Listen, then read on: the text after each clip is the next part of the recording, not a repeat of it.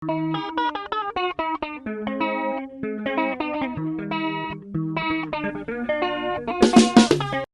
officials, the media fraternity, ladies and gentlemen, welcome to our 26th post-cabinet press briefing for 2024. To lead us in our discussion, let me invite the chairperson of this session, Honorable Minister of Information, Publicity and Broadcasting Services, Dr. Mutsvangwa, to present today's cabinet highlights. Over to you, Minister. Thank you, Chief Secretary. Thank you, members of the Fourth Estate. The Cabinet considered the review of the 44th SADC Summit, which objectively had a platform to deliberate on the preparatory works, the achievements made, the challenges faced, and the valuable lessons that can be drawn in order to improve future planning in terms of events of that magnitude.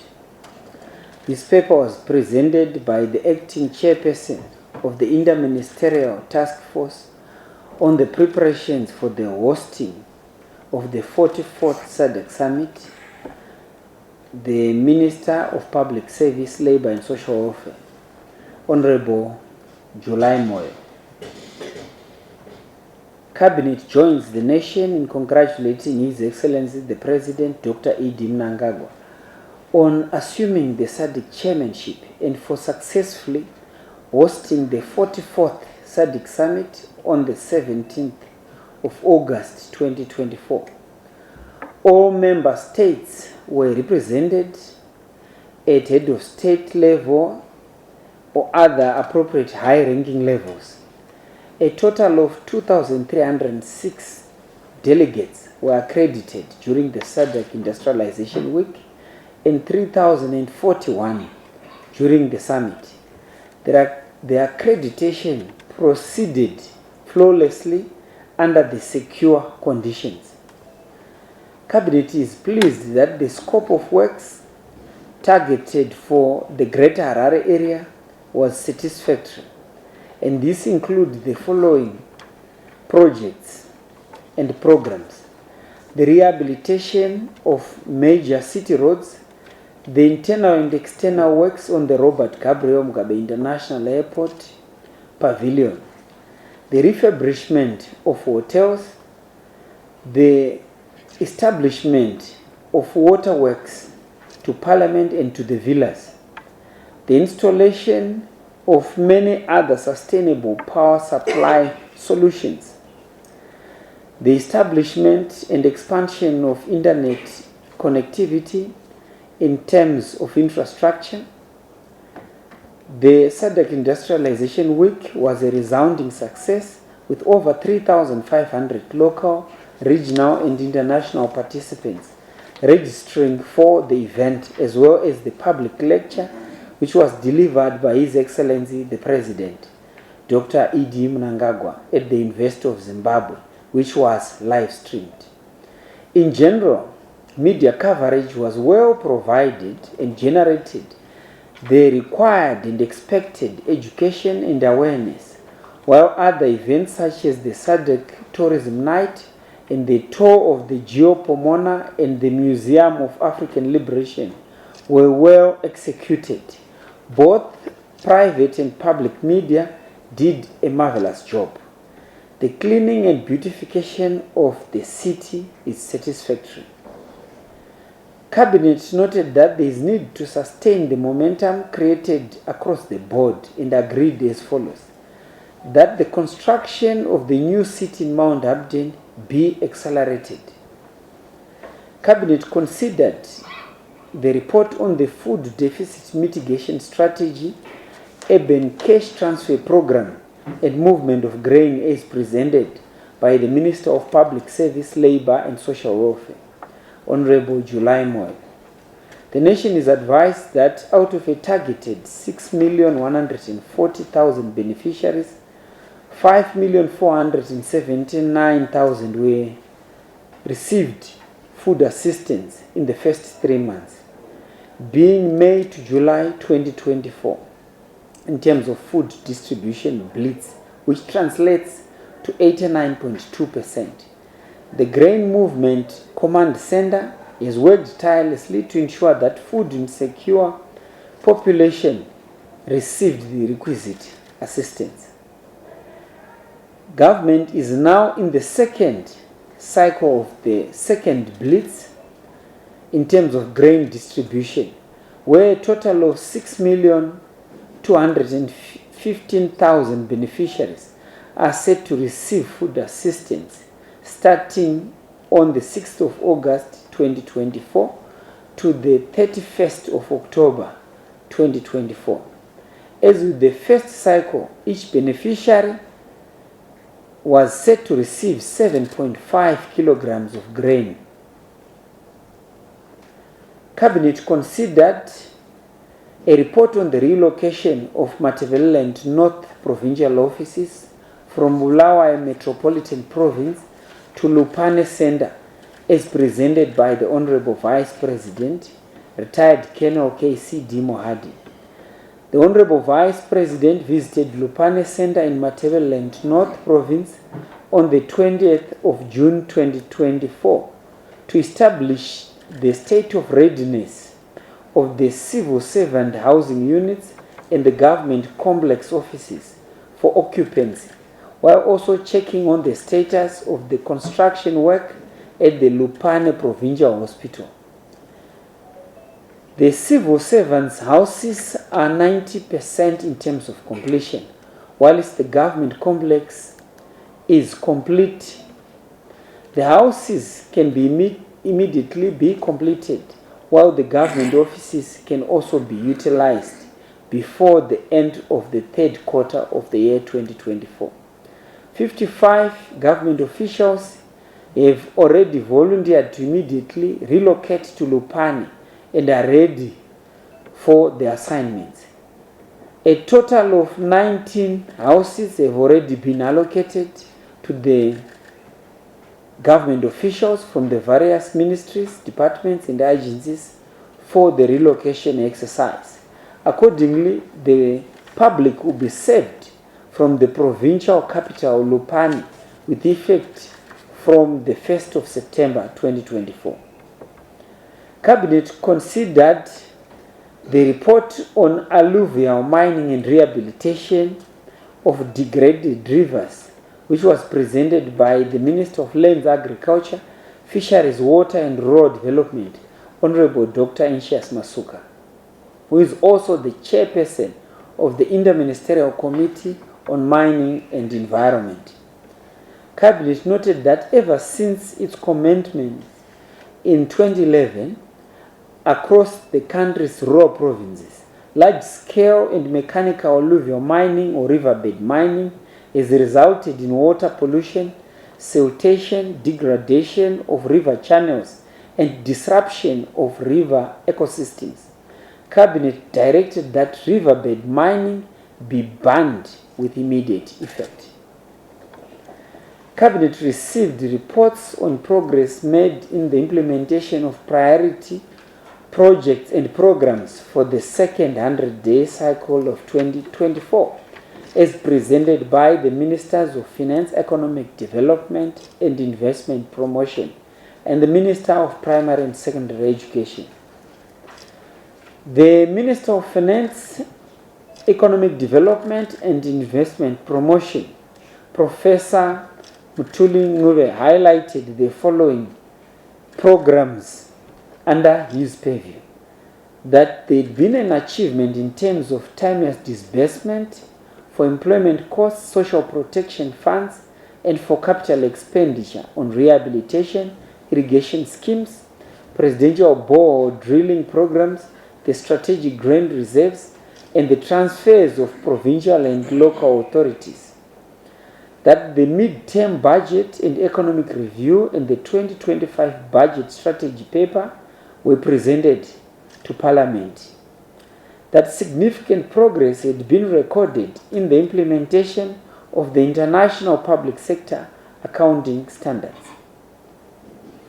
The Minister of Primary and Secondary Education, Honorable Toreraimo, reported on the following progress reports recorded under his purview: that a total of 35 schools were registered, that the upgrading of school infrastructure was done at the following schools: Ruvimbo Primary School in Makonde District in Mashonaland West Province, Mariga Primary School in Mbire District, and the BSPZ offices in Mazoe District in Mashonaland Central Province, Shabani Primary School in Rishavane District, and Progress 2 College in Gweru District in the Midlands Province, Southerton and Lokinva Primary Schools in Highland District, Houghton Park Primary in Mbare and Headfield District, Tashinga Primary and Support Unit Secondary in Epworth and Tafara District, and the Belvedere Primary in Warren Park and Marlborough District in the Harare Metropolitan Province.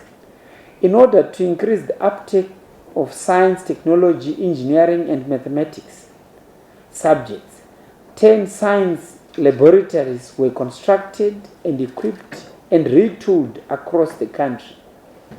Regarding the construction of sustainable and affordable boarding facilities, the construction of a girls' hostel to house 150 learners at Kondo High School in Guruwe District, Mashonaland Central Province, is progressing satisfactorily.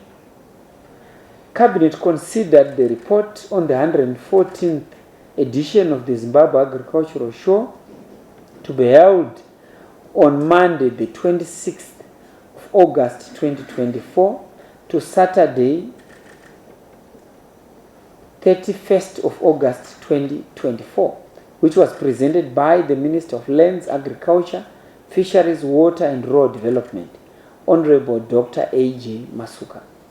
The show, which will be running under the theme Cultivating Prosperity, Growing Business, Innovating for Change, Nurturing Our Future, will feature sections such as agri-produce, drawing entrants from winners of provincial shows, tobacco, cotton and livestock.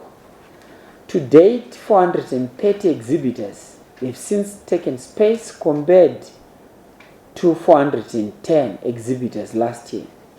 Foreign exhibitors from India, South Africa, Zambia, Pakistan, Eswatini, Japan, Russia, Mozambique, China, Malawi, and Tanzania have already confirmed their participation. The show will also feature the National Agribusiness Conference, Environmental, Social and Governance Conference, Research for Agricultural Excellence in Dava, and Diplomatic Network Business Conference.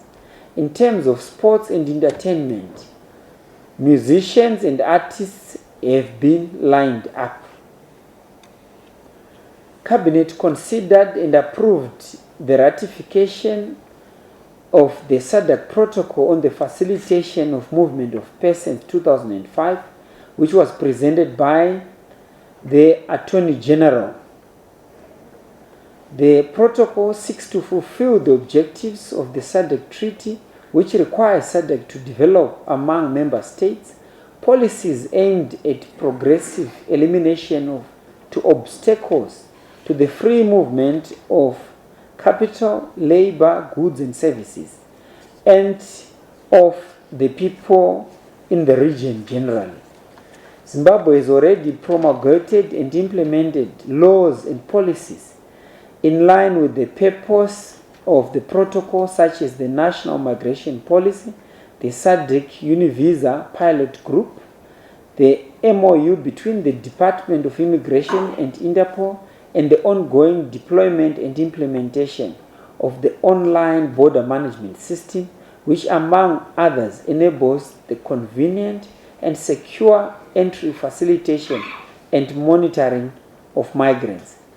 The protocol mandates state parties to ensure that travel is made easy through making passports and travel documents readily available and in acceptable form to the citizenry, and to cooperate in order to harmonize travel across state parties. Cabinet received and noted the report on the President's official visit to the Republic of Rwanda for the inauguration of the President of Rwanda on the 11th of August 2024, as presented by the Minister of Foreign Affairs and International Trade, Honorable Dr. Frederick Shala. His Excellency the President, Comrade ED Mnangagwa, attended the inauguration ceremony for the President of Rwanda, His Excellency Paul Kagame, at Amahoro Stadium in Kigali. A total of 21 countries were represented at heads of state and government level. In his inauguration speech, President Kagame undertook to defend the Constitution and to serve the people of Rwanda loyally, and also to consolidate national unity, to maintain peace in the country and in the region, and implored African people to work together for the common good of the continent. His Excellency the President, Dr. ED Mnangagwa, held a number of meetings with the President of the Republic of Rwanda, President Kagame. Zimbabwe's attendance at the highest level is significant, as it solidifies the existing excellent bilateral relations between the two countries. Cabinet received the report on the official opening of the Consulate building in Johannesburg, South Africa, and the launch of the e-passport biometric enrollment center on the 25th of July 2024, as presented by the Minister of Foreign Affairs and International Trade, Honorable Dr. Frederick Shala. The Consulate building in Johannesburg was officially handed over to the Ministry of Foreign Affairs and International Trade on the 25th of July 2024. The handover marks a significant milestone of the Second Republic's drive to bring government services close to the people under a decent environment. The handover further demonstrates that government is mindful of the needs of the diaspora community, who equally deserve the convenience that is enjoyed by all Zimbabweans. The e-passport biometric enrollment center was launched on the 25th of July 2024 by the symbolic giving of the Minister of Foreign Affairs and International Trade a replica of the e-passport. I thank you. Thank you very much, Honorable Minister. We now move to the first round of 3 questions emanating from the Minister's Cabinet highlights. First 3 questions.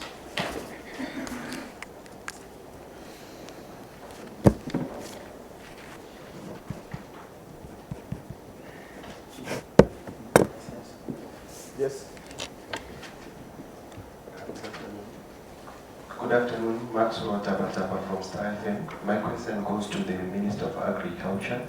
I just want to hear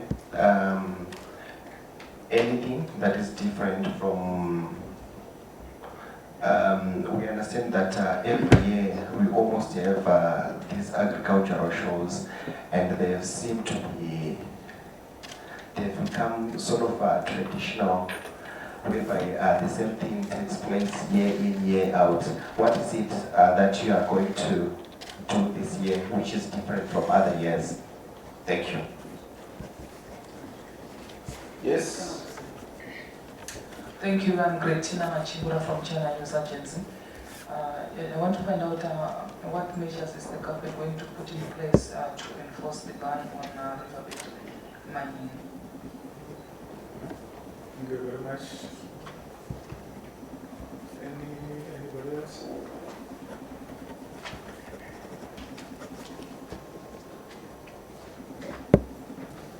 Over to you, Minister.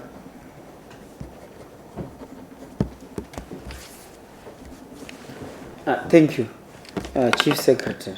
Both questions are related to Honorable Dr. Masuka.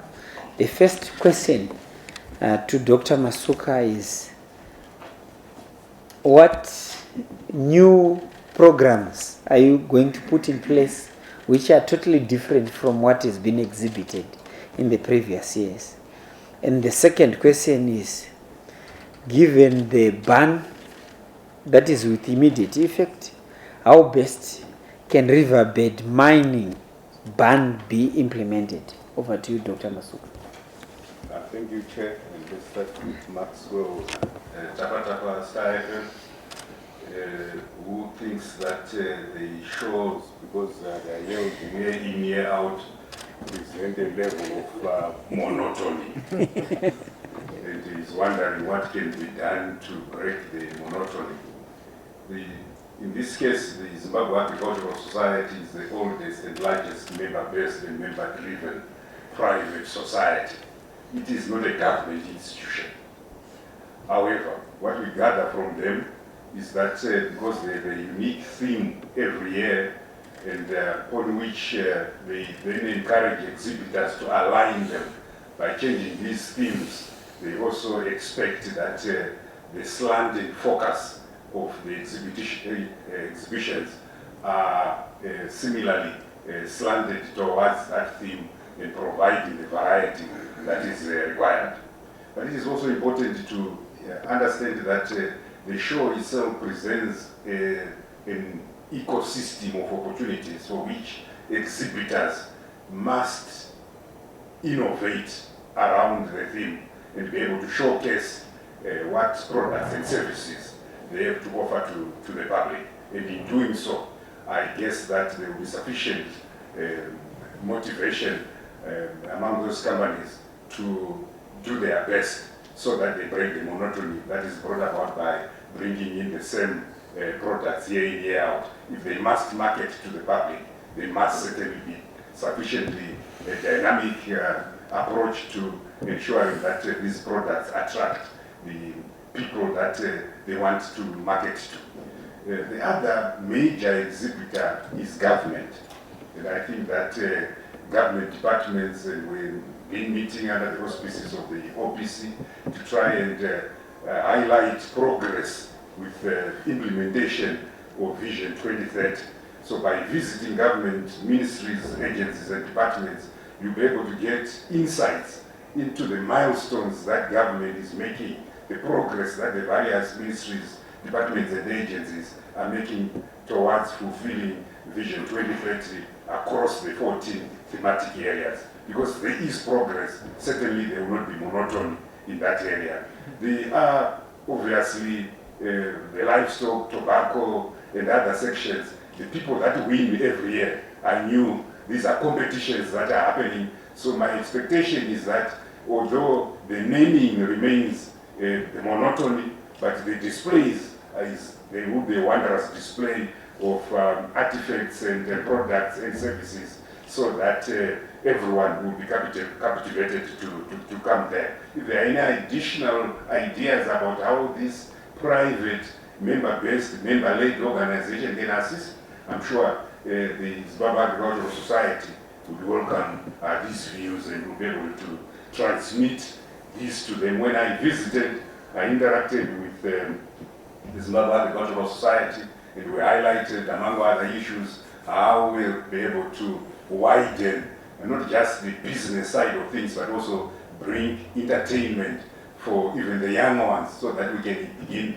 to induct them into liking agriculture. So I know that there are fireworks, there are artists, and much more that's taking place. So certainly there will be a lot of activities taking place, and I hope that there won't be the monotony. Then the second one relates to Greta there, Machingura wanting to find out the enforcement. That I think if we stood back and said, when we started in 2018 and 2021, when we said alluvial mining can proceed, but proceed on select rivers so that we can see progress and that would inform policy on the way forward. That experience, although we have the legal underpinning to ensure that mining can take place in a legalized environment, including alluvial mining. We have noted 3 classes of companies. First, those that apply legally and comply with all the environmental tenets. Then those that apply to the ministry and the Ministry of Environment, but on the ground do something else. Then there is a class of just illegal miners that just go onto a river and begin to mine, whether as artisanal or as mechanical miners. So those are the 3 classes. And what we have said is that we want to ban alluvial mining. And in banning, it means that we need to resource the ministries, departments, and agencies that are mandated with ensuring enforcement of laws. And that we are look forward to where there is an interministerial committee that has been formed, that is chaired by the minister responsible for environment, and for which the Ministry of Home Affairs and Cultural Heritage, among others, are participating, including the security apparatus, to ensure enforcement. The other aspect relates to deterrent penalties and fines, and that we felt that maybe the fines are not deterrent enough, and the experience by EMA has been such that some of the companies perceived it to be cheaper to pay a fine rather than incur expenses in rehabilitating or following environmental management plans.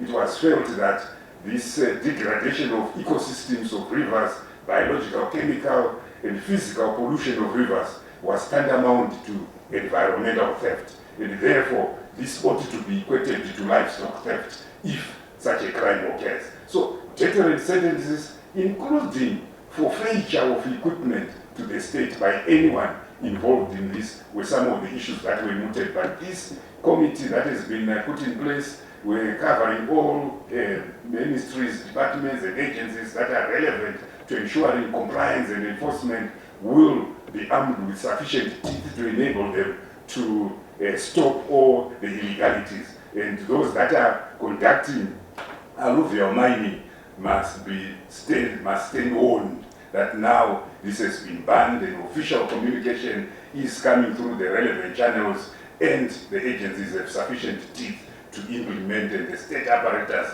will be all over to ensure compliance so that we can maintain the integrity of our ecosystems, of our rivers, and of our waters. Thank you. Thank you very much, Honorable Minister, for responding to those questions. Let us move to the last round of 3 questions. Yes.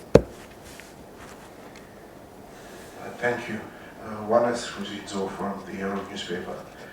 Mine is just a general solicitation of the current feeling among the Syrian Republic. The just ended 44th SADC Summit of Heads of State was the most attended by heads of state in the last 10 years, with only 3 presidents in absentia. So what's the general feeling among government? I think it's directed to Foreign Affairs Minister Shah. Yes, let us have two more questions, then we'll ask ministers to respond. Anybody else?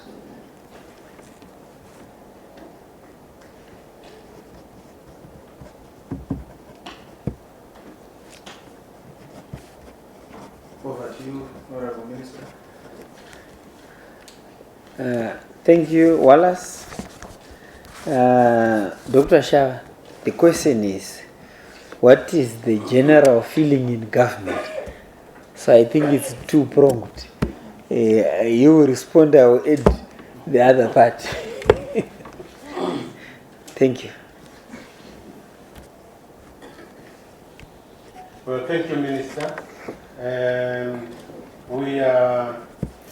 We feel exalted very much by the number of heads of state that attended the summit here.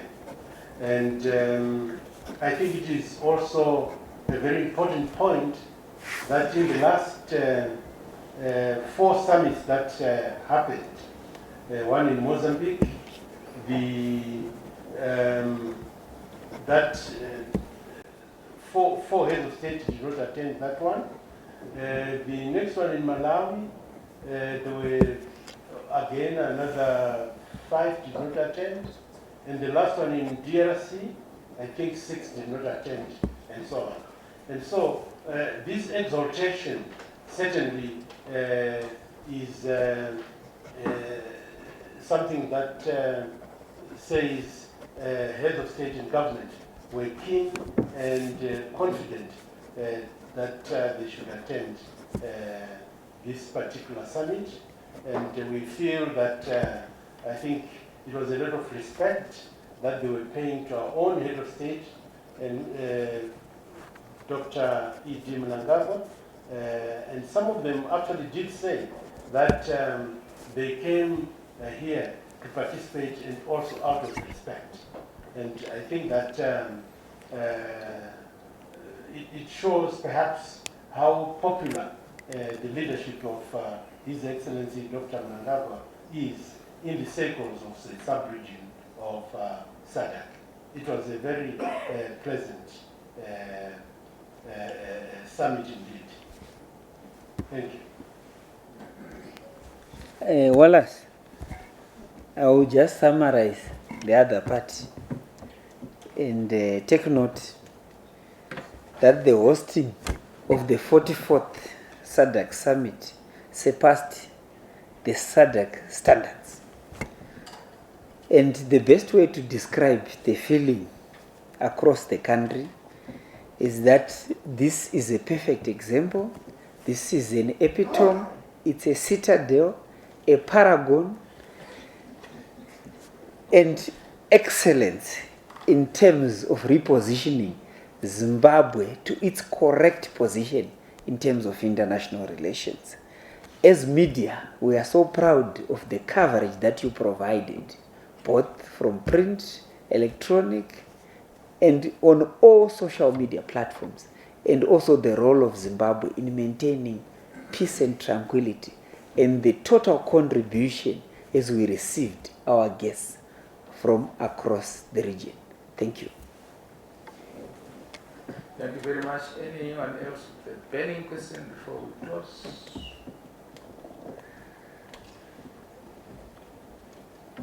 Honorable Ministers, Senior Government Officials, media fraternity, thank you very much for attending the 26th post-cabinet press briefing. Meet again next week. Minister, I was enjoying those.